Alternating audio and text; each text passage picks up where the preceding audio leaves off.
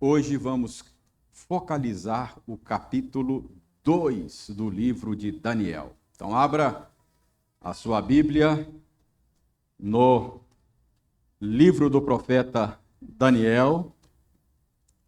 Hoje nós vamos analisar o capítulo 2.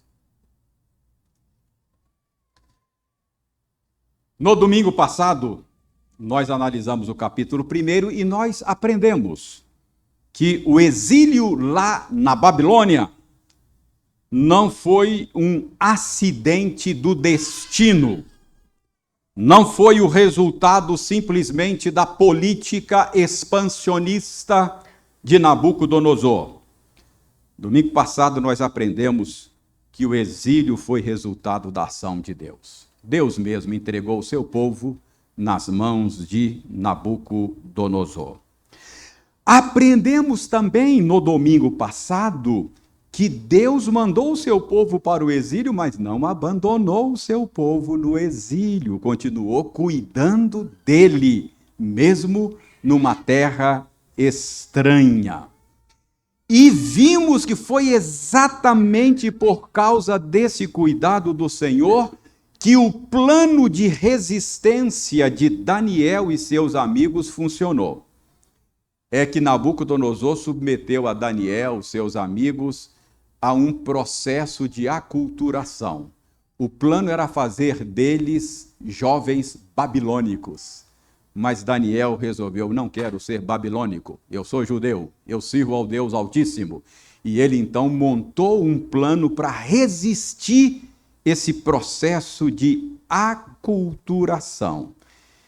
E nós vimos que o plano de Daniel só funcionou porque Deus continuava abençoando o seu povo, mesmo na Babilônia. Eles só conseguiram permanecer fiéis a Deus porque Deus continuou cuidando deles no exílio. Na semana passada nós vimos que, assim como Daniel, nós também somos exilados. Não somos? Nós também estamos vivendo em terra estranha. Nós também estamos vivendo num mundo que nos é hostil. Nós também fomos expulsos da nossa terra, do paraíso, por causa do pecado. Mas Deus não abandona os seus no exílio. Nós também podemos resistir. Nós podemos resistir à pressão de nos tornarmos cidadãos deste mundo, mesmo vivendo nele. Porque Deus está conosco. No mundo, mas não do mundo. Foi assim que Daniel viveu na Babilônia. Na Babilônia, sem ser um babilônico. No mundo, mas não do mundo. Essa foi a mensagem lá do capítulo 1.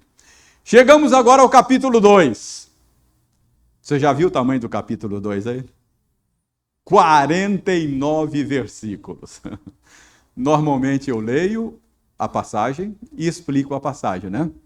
Hoje nós vamos fazer diferente. Não dá para ler 49 versículos aqui, vai cansar vocês e depois explicar. E tem que ser o capítulo todo hoje, pastor? Tem. É que essa é uma unidade. Esse capítulo tem uma única mensagem. Se a gente fragmentá-lo, a gente perde o que o Espírito Santo quer nos ensinar aqui, ok? Então hoje nós vamos fazer o seguinte: vamos lendo e comentando, tá bom? Vamos fazer oração? Pedir ao Senhor que nos abençoe? Senhor, dá-nos interesse pela Tua palavra. A nossa tendência é ficar desanimado diante de um texto tão grande. Mas o nosso coração precisa acreditar que a Tua palavra é mais valiosa do que muito ouro depurado. Dá-nos interesse por ela. Abra os nossos olhos. Ajuda-nos a compreender o sentido desse capítulo de Daniel. E que a compreensão dele seja usada pelo Senhor para nos ajudarmos a permanecermos fiéis, mesmo vivendo numa terra estranha e hostil. nós oramos em nome de Jesus. Amém. Mais do que nunca você precisa ficar aí com a sua Bíblia aberta hoje em Daniel 2 o tempo todo. Vou ler 4 versículos aí no início, versos 1 a 4.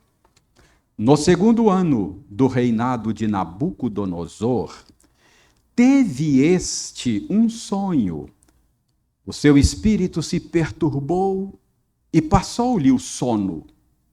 Então, o rei mandou chamar os magos, os encantadores, os feiticeiros e os caldeus, para que declarassem ao rei quais foram os sonhos. Eles vieram e se apresentaram diante do rei. Disse-lhes o rei: tive um sonho, e para sabê-lo está perturbado o meu espírito. Os caldeus disseram ao rei em aramaico: ó rei, vive eternamente. Dize o sonho a teus servos, e daremos a interpretação. O rei Nabucodonosor está inquieto. Ele mesmo diz aí, no verso 3, que está perturbado. Como assim? O homem mais poderoso do mundo, o rei da nação mais poderosa da terra, está apavorado, tremendo de medo. O que terá acontecido? É que ele teve um sonho. Um sonho assustador. Foi um pesadelo. Notem que o verso 1 fala de sonho no singular. E o verso 2 fala de sonhos no plural.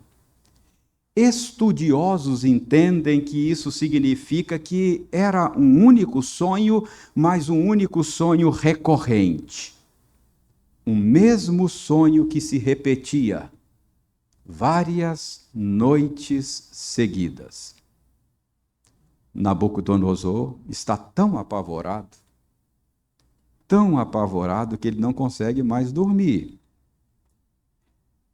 É que na Babilônia as pessoas acreditavam que os deuses falavam por meio de sonhos. E a mensagem deve ser uma mensagem importante, porque é um sonho recorrente. É um sonho que se repete noite após noite. Mas o rei não sabe o que os deuses estão tentando lhe dizer. Ele sonhava com uma grande estátua sendo destruída. Será um aviso? Será um aviso a respeito de um ataque de algum inimigo externo à Babilônia? O rei está apavorado. O rei então mandou chamar os sábios da Babilônia, mandou chamar os magos, os encantadores, os feiticeiros, os caldeus, os homens da ciência da época, para que lhe decifrassem o enigma. E como vimos, eles se reúnem com o rei e dizem ao rei: ó rei, vive eternamente. Conta aí, ó rei, qual foi o sonho? E nós vamos lhe dar a interpretação. Vamos ler agora alternadamente versos 5 a 12. Alternadamente, versos 5 a 12. Respondeu o rei e disse aos caldeus: uma coisa é certa, se não me fizerdes saber o sonho e a sua interpretação, sereis despedaçados, e as vossas casas serão feitas monturo.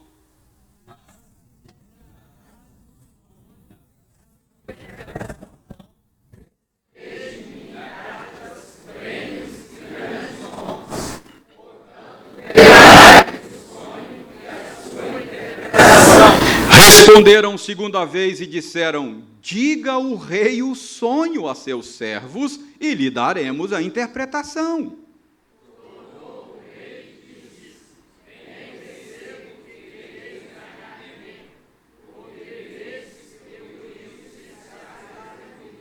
Isto é, se não me fazeis saber o sonho, uma só sentença será a vossa, pois combinastes palavras mentirosas e perversas para as proferirdes na minha presença, até que se mude a situação.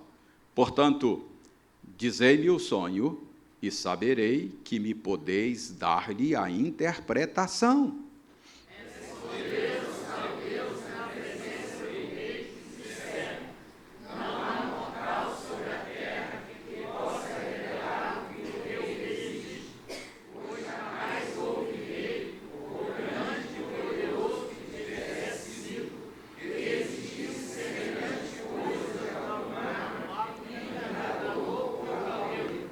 A coisa que o rei exige é difícil, e ninguém há que a possa revelar diante do rei, senão os deuses, e estes não moram com os homens. Então o rei muito se irou e enfureceu, e ordenou que matassem a todos os sábios da Babilônia. Como assim? O rei quer saber a interpretação, mas não diz qual é o sonho. É isso mesmo? É.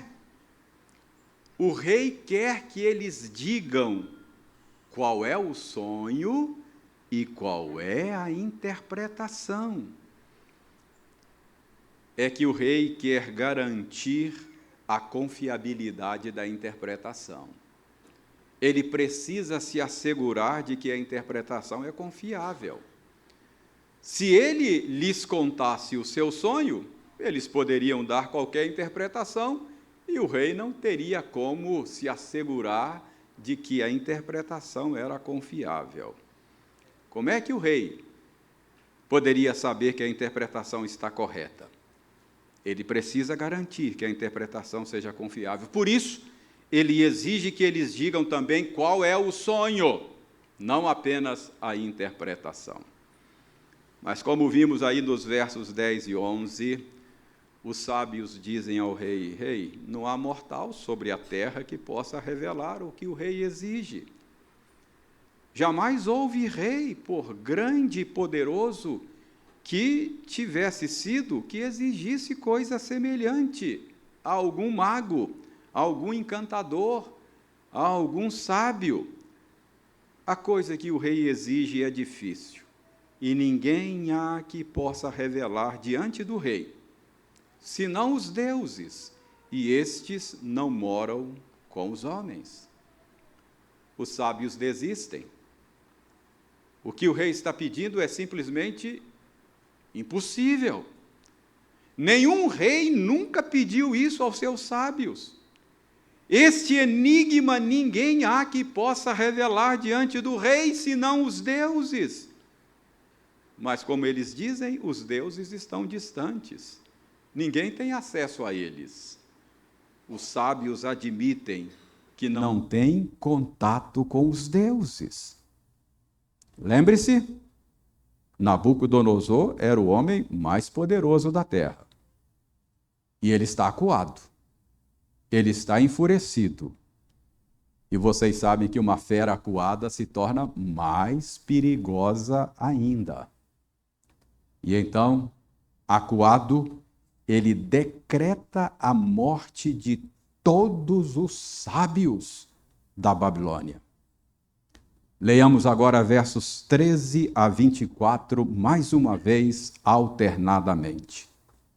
Saiu o decreto segundo o qual deviam ser mortos os sábios, e buscaram a Daniel e aos seus companheiros para que fossem mortos. Então Daniel falou arrogantemente a chefe da guarda do rei, que tinha saído para matar os sábios da Babilônia. E disse a Arioque, encarregado do rei: por que é tão severo o mandato do rei? Então Arioque explicou o caso a Daniel.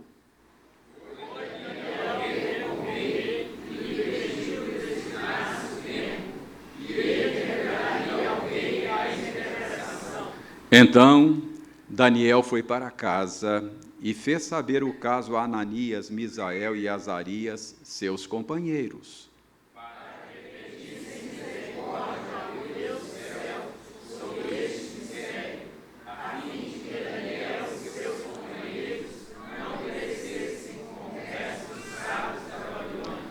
Então foi revelado o mistério a Daniel numa visão de noite. Daniel bendisse o Deus do céu.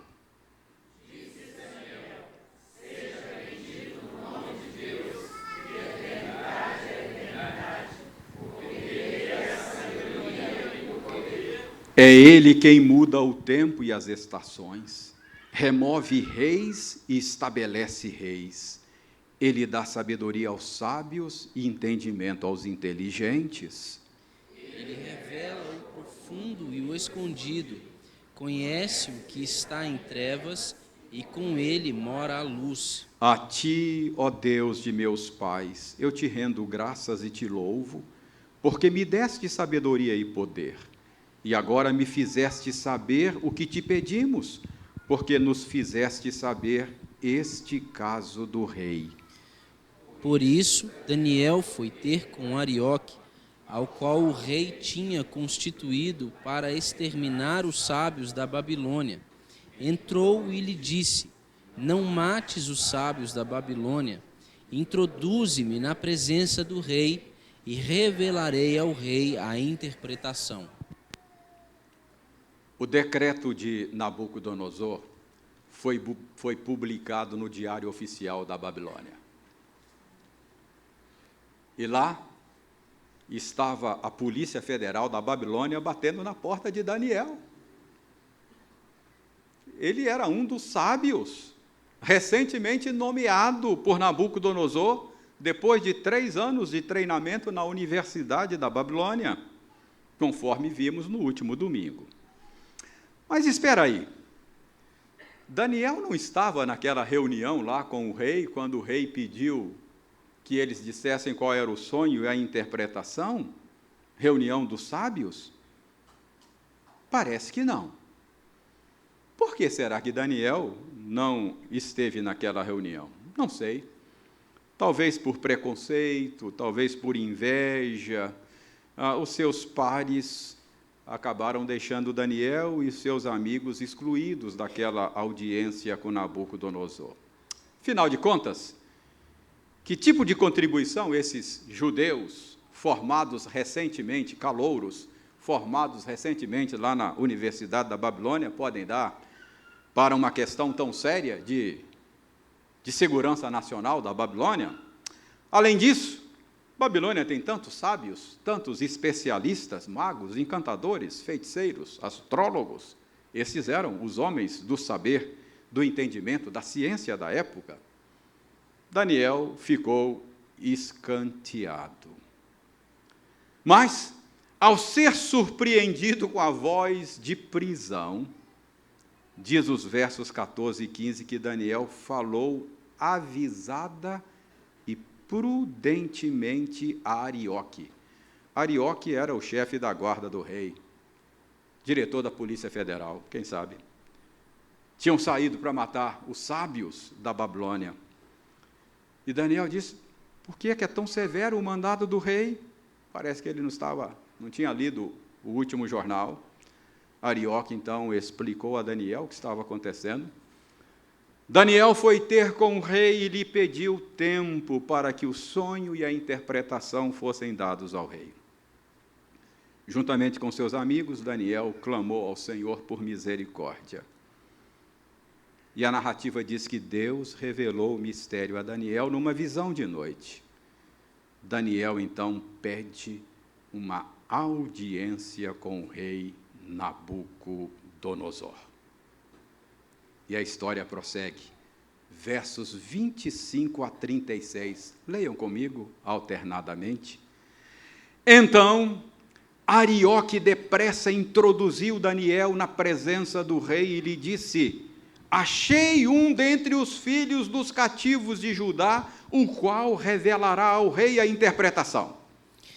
Respondeu o rei e disse a Daniel, cujo nome era Beltsazar: podes tu fazer-me saber o que vi no sonho e a sua interpretação? Respondeu Daniel na presença do rei e disse: o mistério que o rei exige, nem encantadores, nem magos, nem astrólogos o podem revelar ao rei.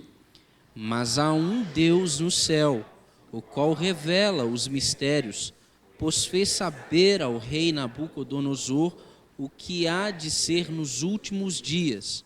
O teu sonho e as visões da tua cabeça, quando estavas no teu leito, são estas. Estando tu, ó rei, no teu leito, surgiram-te pensamentos a respeito do que há de ser depois disso.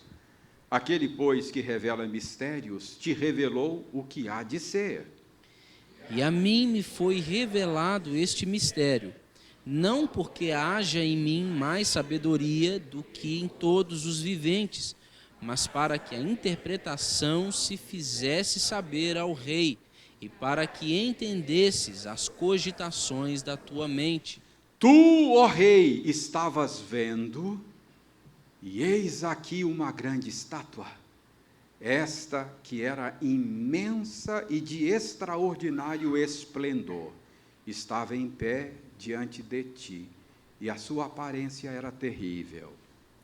A cabeça era de fino ouro, o peito e os braços de prata, o ventre e os quadris de bronze, As pernas de ferro, os pés em parte de ferro, em parte de barro. Quando estavas olhando, uma pedra foi cortada sem auxílio de mãos, feriu a estátua nos pés de ferro e de barro e os esmiuçou. Então foi juntamente esmiuçado o ferro, o barro, o bronze, a prata e o ouro, os quais se fizeram como a palha das eiras no estio, e o vento os levou, e deles não se viram mais vestígios. Mas a pedra que feriu a estátua se tornou em grande montanha, que encheu toda a terra. Este é o sonho, e também a sua interpretação diremos ao rei. Há um comentarista que chama a nossa atenção para o modo como Arioque, o chefe lá da Polícia Federal da Babilônia, introduz Daniel à presença de Nabucodonosor. Ele diz ao rei: rei, achei um dentre os filhos dos cativos de Judá, o qual revelará ao rei o sonho e a interpretação. Achou nada. Foi Daniel quem o procurou. Parece que o Arioque quer levar o crédito, quer ficar bem na fita, quer tirar glórias para si mesmo. Notem que a atitude de Daniel é completamente diferente. Quando o rei pergunta a Daniel: então, você pode me fazer saber qual é o sonho e a sua interpretação? Daniel não responde assim: sim, eu posso. Não. Em vez de tomar crédito para si da forma como fez Arioque, Daniel dá o crédito a Deus. Ele responde ao rei, está aí nos versos 27 e 28, o mistério que o rei exige, nem encantadores, nem magos, nem astrólogos o podem revelar ao rei. Mas há um Deus no céu, o qual revela os mistérios. Daniel insiste em dar a Deus o crédito. Veja o verso 30. E a mim me foi revelado este mistério, diz Daniel, não porque haja em mim mais sabedoria do que em todos os viventes, mas para que a interpretação se fizesse saber ao rei e para que entendesse as cogitações da tua mente. E Daniel então diz ao rei qual foi o sonho. Ele diz que por meio daquele sonho Deus estava dando ao rei um correto entendimento da história. Veja aí o final do verso 29. Aquele, pois, que revela mistérios, te revelou, Nabucodonosor, o que há de ser. E agora que Daniel desvendou o mistério, nós sabemos qual era o sonho de Nabucodonosor. Nabucodonosor viu no seu sonho uma enorme estátua de um homem. O homem tinha uma cabeça de ouro, tinha peito e braços de prata, cintura e coxas de bronze, pernas de ferro e pés. Era uma mistura de ferro e de barro. E no sonho, Nabucodonosor, vendo essa estátua, de repente uma pedra despenca da montanha, sem auxílio de mãos. Despenca da montanha sem que ninguém tivesse derrubado. A pedra rola para baixo e esmaga a estátua até o pó. O vento sopra o pó para longe. Não fica nenhum vestígio da grande estátua. Mas, estranhamente, a pequena pedra que despencou sem auxílio de mãos da montanha e destruiu a estátua, começa a crescer e se torna uma montanha enorme, tão grande que enche toda a terra. Esse foi o sonho que Nabucodonosor sonhou e que agora Deus revelou a Daniel qual era o sonho. Significado? Você quer saber o significado? Leiamos então os versos 37 a 45, alternadamente. 37 a 45. Tu, ó Rei, Rei de reis, a quem o Deus do céu conferiu o reino, o poder, a força e a glória, a cujas mãos foram entregues os filhos dos homens, onde quer que eles habitem, e os animais do campo e as aves do céu, para que dominasse sobre todos eles. Tu és a cabeça de ouro. Depois de ti se levantará outro reino, inferior ao teu, e um terceiro reino de bronze, o qual terá domínio sobre toda a terra. O quarto reino será forte como ferro, pois o ferro a tudo quebra e esmiuça. Como o ferro quebra todas as coisas, assim ele fará em pedaços e esmiuçará. Quanto ao que viste dos pés e dos artelhos, em parte de barro de oleiro e em parte de ferro, será esse um reino dividido. Contudo, haverá nele alguma coisa da firmeza do ferro, pois que viste o ferro misturado com barro de lodo.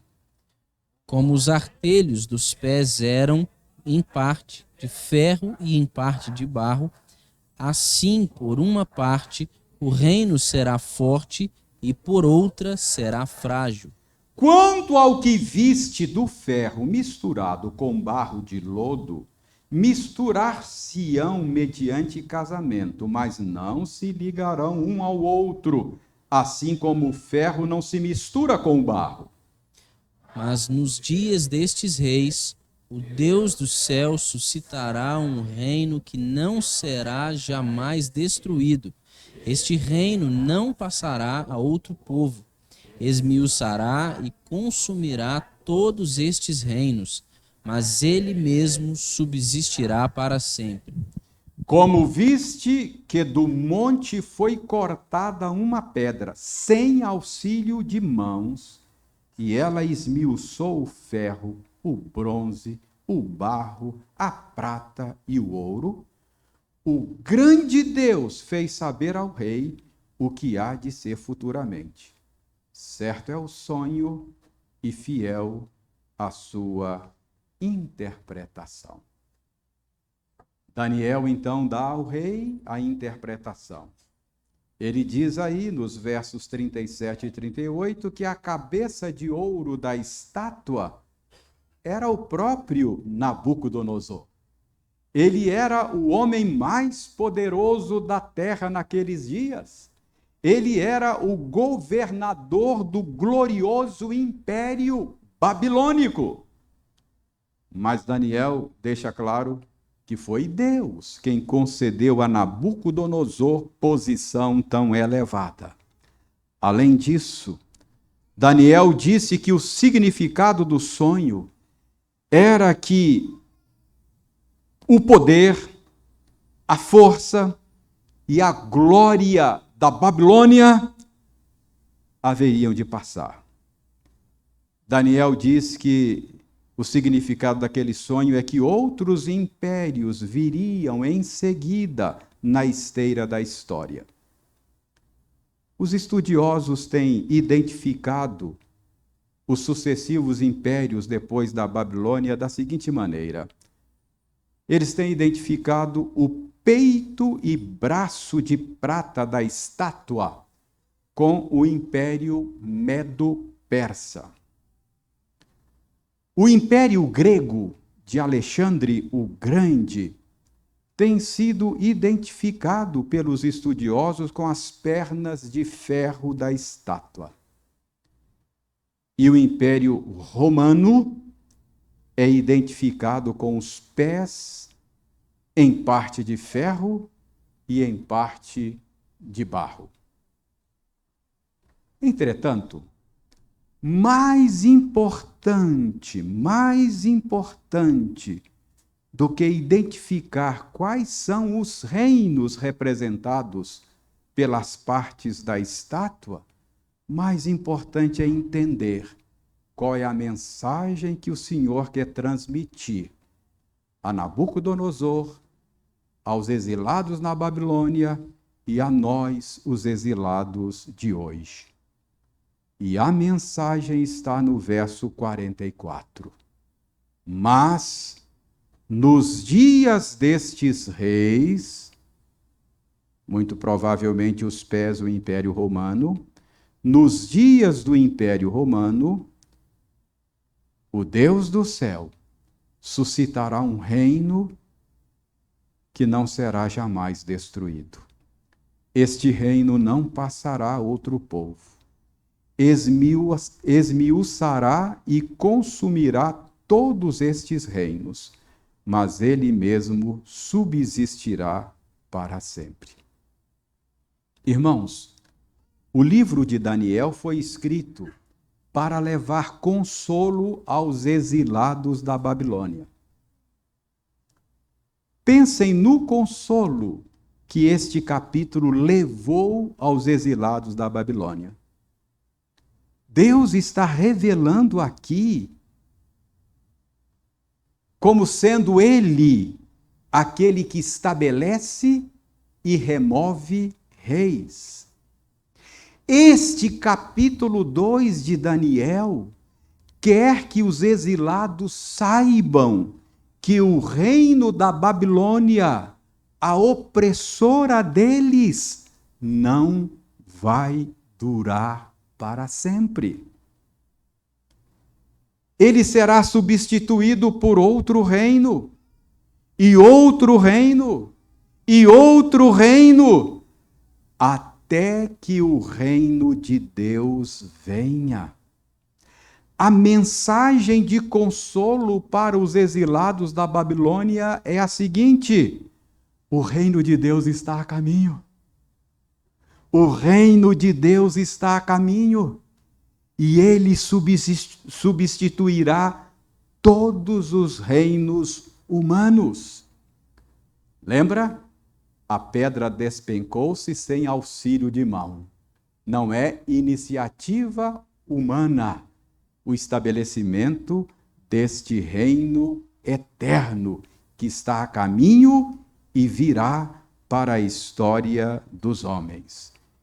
Então, esta é a mensagem. O reino de Deus está a caminho. Substituirá todos os reinos humanos. Será um reino que encherá toda a terra. Será um reino que durará para sempre. Vejam como termina este capítulo 2 de Daniel. E eu leio os últimos versículos a partir do verso 46. Acompanhe aí. Então, o rei Nabucodonosor se inclinou e se prostrou o rosto em terra perante Daniel, e ordenou que lhe fizessem oferta de manjares e suaves perfumes.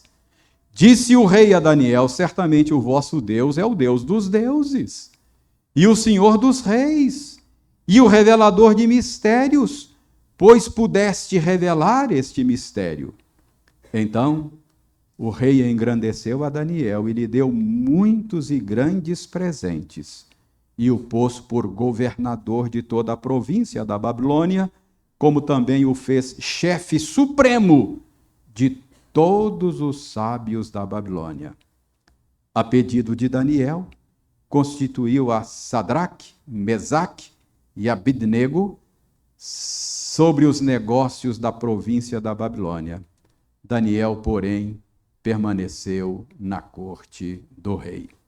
Daniel recebe promoção. Qual é a mensagem deste capítulo para nós hoje, meus irmãos? Afinal de contas, nós também somos exilados. Nós também fomos expulsos do paraíso por causa dos nossos pecados. Como Daniel, nós também vivemos numa terra estranha e hostil. Daniel estava na Babilônia, mas não era da Babilônia. Nós estamos no mundo, mas não somos do mundo. Para nós, irmãos, há consolo também aqui neste capítulo. E eu diria que o consolo para nós é maior do que o consolo para os exilados da Babilônia. Pois se para os exilados da Babilônia o reino de Deus estava a caminho, era futuro, para nós ele já veio, é presente. O reino eterno do qual este capítulo fala já veio com Jesus. Ele só será consumado na segunda vinda de Cristo, mas este reino já é uma realidade histórica. Jesus já reina. Ele já recebeu o nome que está acima de todo nome. Este reino que não terá fim já foi inaugurado. Está em processo de expansão e será consumado na vinda de Jesus Cristo, a sua segunda vinda.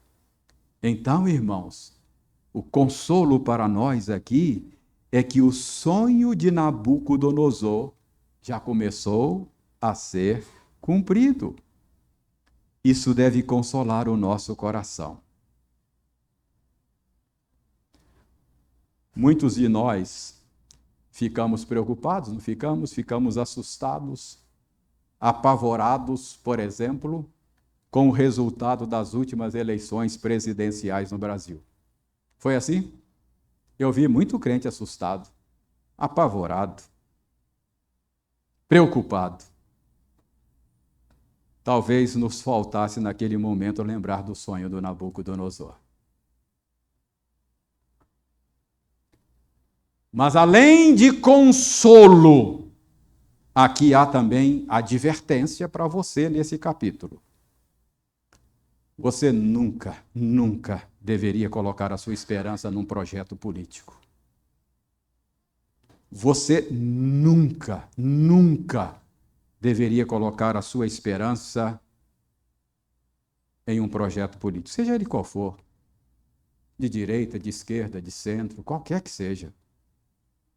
Todos os impérios, todos os governos humanos têm pés de barro, mais cedo ou mais tarde ruirão. A nossa esperança deve ser colocada tão somente no Rei Jesus, cujo reinado não terá fim. Que Deus nos console e que Deus nos advirta com essa bendita verdade. Amém.